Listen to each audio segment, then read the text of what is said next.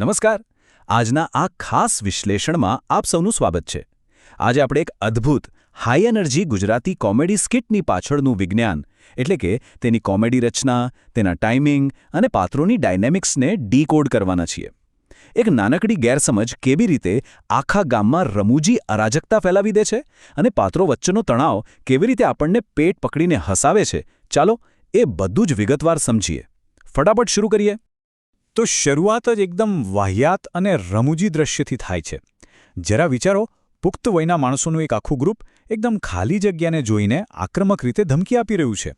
Dialog કંઈક આવો છે: જો અસલ મર્દ હોય ને તો આજ ગાયબ થઈને ખાલી ટચ કરીને બતાય, નકર છાપરું ઉલાડી દઈશું. અરે ભાઈ, કોને કહો છો? આ કોલ્ડ ઓપન જ કોમેડીનો પાયો નાખે છે અને આપણને સીધા જ વાર્તાની મધ્યમાં ખેંચી જાય છે. હવે અહીં સૌથી રસપ્રદ બાબત શું છે ખબર છે? આખી વાતનો સાંસ્કૃતિક સંદર્ભ. અહીં પેલો જાણીતો મિસ્ટર ઇન્ડિયા ટ્રોપ વપરાયો છે. એટલે કે એક એવી જાદુઈ ઘડિયાળ જે પહેરનારને અદૃશ્ય કરી દે. ગામલોકો ખરેખર એવું માની બેઠા છે કે વૃદ્ધ ફૂમતાળજી પાસે આવી કોઈ અદૃશ્ય થવાની ઘડિયાળ છે. બસ આ જ એક માન્યતા પાત્રોના વર્તનને એટલું હાસ્યાસ્પદ અને શંકાસ્પદ બનાવી દે છે કે પૂછો જ વાત. અને ત્યાંથી જ બેસ્ટ કોમેડીનો જન્મ થાય છે. આગળ વધતા પહેલા ચાલો જોઈએ કે આ વાહિયાતપણું કેવી રીતે વધે છે. એટલે કે કેવી રીતે પાત્રોની હતાશા ધીમે ધીમે શારીરિક કોમેડી અથવા સ્લેપસ્ટિકમાં ફેરવાઈ જાય છે. શરૂઆતથી જ તમે જોશો કે તણાવનું સ્તર અવિશ્વસનીય રીતે ઊંચું છે. હરિભા અને તેમના ભત્રીજો આ અદૃશ્ય ફૂમતાળજીને પાગલોની જેમ શોધી રહ્યા છે. તેમને પૂરો વિશ્વાસ છે કે ફૂમતાળજી તેમની નજર સામે જ અદૃશ્ય થઈ ગયા છે અને તેમને ચકમો આપી રહ્યા છે. પાત્રોની આ અતિશયોક્તિપૂર્ણ પ્રતિક્રિયાઓ અને હવામાં ફાંફા મારવાની ઉતાવળ ખરેખર એક જબરજસ્ત કોમેડિક સંઘર્ષ ઊભો કરે છે. અને અહીંથી કોમેડીનો ગ્રાફ એકદમ રોકેટની જેમ ઉપર જાય છે. તેમનો તર્ક જુઓ, હે સંપૂર્ણપણે ભાંગી પડે છે. તેઓ ખરેખર એવી કલ્પના કરવા લાગે છે કે ફૂમતાળજી દિવાલ તોડીને જતા રહ્યા હશે. અથવા તો ધ્યાનથી સાંભળજો, એક પુખ્ત વયનો માણસ સંકોચાઈને સિક્કા નાખવાના નાના અમથા દલ્લામાં સંતાઈ ગયો હશે. મતલબ કંઈ પણ. આ વિચારવાની રીત એટલી હાસ્યાસ્પદ છે કે કોઈ પણ માણસ પેટ પકડીને હસવા લાગે. પણ પછી આવે છે એક મોટો કોમેડિક ટર્ન. વાર્તા અચાનક જાદુથી લઈને ગાંડપણ તરફ વળી જાય છે અને દોષનો ટોપલો એકબીજા પર ઢોળાવા લાગે છે. હવે આ બે વિરોધાભાસી થિયરીઓ જુઓ. આ જ આખી સ્કિટનો ટર્નિંગ પોઈન્ટ છે. ગામ લોકો તરત જ પેલી જાદુઈ ઘડિયાળવાળી વાતને બાજુ પર મૂકી દે છે અને રાતોરાત ગંભીર આક્ષેપો પર ઉતરી આવે છે.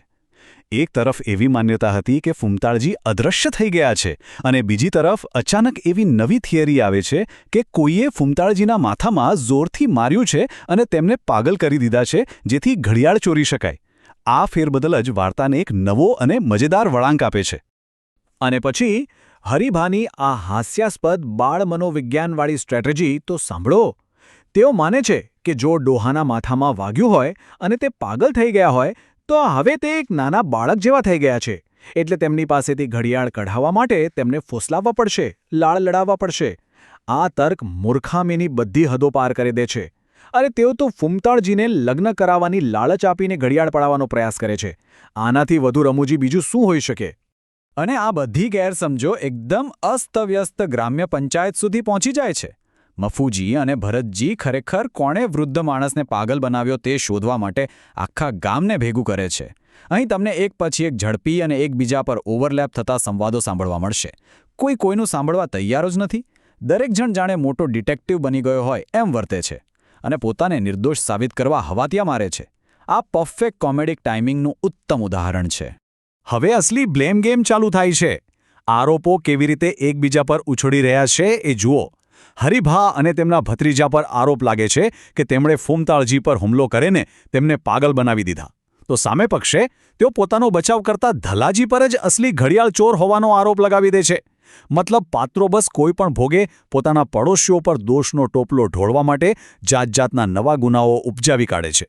અને આ બધી ખેંચતાણ આપણને આ વિશ્લેષણના આગલા પડાવ પર લઈ જાય છે, જ્યાં એક આખું ગામ વહેંચાઈ જાય છે અને બધા ગઠબંધનો તૂટી પડે છે. આખી વાર્તાની અરાજકતા કેવી રીતે આગળ વધે છે તેની આ ટાઈમલાઈન જરા જુઓ. શરૂઆતમાં બધા જ ભેગા મળી અદૃશ્ય ફૂમતાળજીનો શિકાર કરવા નીકળ્યા હતા. પછી મધ્યમમાં આવતા આવતા આખી ગ્રામ પંચાયત હરિભાની જ વિરુદ્ધ થઈ જાય છે અને અંતે હરિભા અને તેનો ભત્રીજો એક ગુપ્ત યોજના ઘડવા લાગે છે. એકતાથી શરૂ થયેલી વાત એકબીજાની પીઠમાં ખંજર ભોંકવા સુધી પહોંચી જાય છે. આ જ તો છે સાચી કોમેડી. ચાલો આ બદલાતા સમીકરણોને જરા વિગતવાર સમજીએ. એક તરફ હરિભા અને ભત્રીજો એક સાથે છે, પણ તેમના પર પેલો ડોહાને પાગલ કરવાનો મોટો આરોપ છે. બીજી તરફ ધલ્લાજી પોતાનો બચાવ કરી રહ્યા છે અને મૂળ ચોરી માટે આરોપી છે. અને પેલા મફુજી અને ભરતજી એ ન્યાયાધીશની ભૂમિકા તો ભજવે છે, પણ ષડયંત્ર રચવાના આરોપમાં પોતે જ ઘેરાઈ જાય છે. ટૂંકમાં જે એક સાદી શોધખોળ તરીકે શરૂ થયું હતું તે હવે પરસ્પર અવિશ્વાસ અને સત્તાના એક જટિલ જાળામાં ફેરવાઈ ગયું છે. અને દોસ્તો, કોમેડી બરાબર અહીં જ તેની ચરમસીમાએ પહોંચે છે, જ્યારે આ લોકો સંપૂર્ણપણે કાલ્પનિક અને અસ્તિત્વમાં જ ન હોય તેવી જાદુઈ ઘડિયાળ માટે એકદમ ગંભીર બનીને વાસ્તવિક દુનિયાની પોલીસ કાર્યવાહીની ધમકી આપે છે. ડાયલોગ સાંભળો, હું હાલ જ પોલીસને ફોન કરું છું અને એમને જેલમાં પુરાવી દઉં, એટલે આ પજવણી બંધ થાય.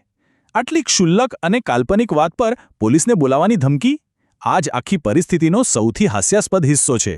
છેવટે આ આખો તમાશો તેના અંતિમ અને સૌથી રમૂજી પડાવ પર પહોંચે છે, જ્યાં પાત્રોમાં એક જાતનો પેરેનોયા એટલે કે ડર બેસી જાય છે. હરિભા અને તેમનો ભત્રીજો હવે એવા તારણ પર આવે છે કે તેમને જ બલીનો બકરો બનાવવામાં આવી રહ્યા છે. આ સ્કીટ અંતમાં શાનદાર રીતે આખી સ્ક્રિપ્ટ જ પલટી નાખે છે. જે લોકો શરૂઆતમાં આક્રમક રીતે શિકાર કરી રહ્યા હતા, તેઓ જ હવે પોતાની ફેલાવેલી વાહિયાત અફવાઓનો શિકાર બની જાય છે. પેલી બૂમાબૂમવાળી સ્લેપસ્ટિક કોમેડી ધીમે ધીમે એક ષડયંત્રના ઊંડા ડરમાં ફેરવાઈ જાય છે. આ ડાયલોગમાં તમે તેમની સાચી હારની ભાવના અનુભવી શકો છો. તેઓ કહે છે, આપણી સાથે બહુ મોટી ગેમ રમાય છે. આખું ગામ આપણને જેલમાં ધકેલવા માટે એક થઈ ગયું છે. જરા વિચારો, આ બધો જ ડર, આ બધી જ ચિંતા માત્ર એક નકલી અને કાલ્પનિક ઘડિયાળ માટે થઈ રહી છે. અને આ જ હકીકત આખી પરિસ્થિતિને 10 ગણી વધુ રમૂજી બનાવે છે. અને આટલા મોટા કથિત ષડયંત્ર સામે એમનો ભવ્ય માસ્ટર પ્લાન શું છે? ચાલો જોઈએ. 1. તરત જ ઘરે પાછા જતા રહેવું. 2. ગામ લોકો સાથે બોલવાનું ટાળવું. અને 3. 2 દિવસ પછી ખેતરોમાં સંતાઈને એક ગુપ્ત મીટિંગ કરવી. મતલબ આટલા મોટા ડ્રામા પછી ખેતરમાં છુપાઈને ગુપ્ત યોજના બનાવવાનો આ આઈડિયા એક પરફેક્ટ અને હાસ્યાસ્પદ સસ્પેન્સ ઊભું કરે છે. છેવટે આખી કોમેડીની રચના એટલા માટે આટલી અદ્ભુત રીતે કામ કરે છે કારણ કે તેમાં એકદમ વાહિયાત જાદુઈ ટ્રોપને ઝડપી સંવાદો અને સતત બદલાતા ગઠબંધનો સાથે મિક્સ કરવામાં આવ્યો છે. આ પાત્રો એકદમ પાયાવિહોણી બાબતને જાણે જીવન મરણનો સવાલ હોય એટલી ગંભીરતાથી લે છે અને ખરા અર્થમાં એ જ આ સ્કીટનો અને તેની કોમેડીનો મુખ્ય જીવ છે. જે આપણને વિચારવા માટે એક અંતિમ અને મજેદાર પ્રશ્ન પર લાવીને મૂકી દે છે. એવા ગામમાં જ્યાં એક અસ્તિત્વમાં ન હોય તેવી અદૃશ્ય ઘડિયાળ માટે દરેક વ્યક્તિ એકબીજા સામે ષડયંત્ર રચી રહ્યા છે, ત્યાં ખરેખર અસલી મૂર્ખ કોણ છે? બસ આ જ રમૂજી પ્રશ્ન સાથે આપણે આજનું આ વિશ્લેષણ પૂરું કરીએ છીએ. આશા છે કે આખી કોમેડી રચના અને પાત્રોની ડાયનેમિક્સને સમજવાની તમને મજા આવી હશે. ફરી મળીશું એક નવા વિશ્લેષણ સાથે.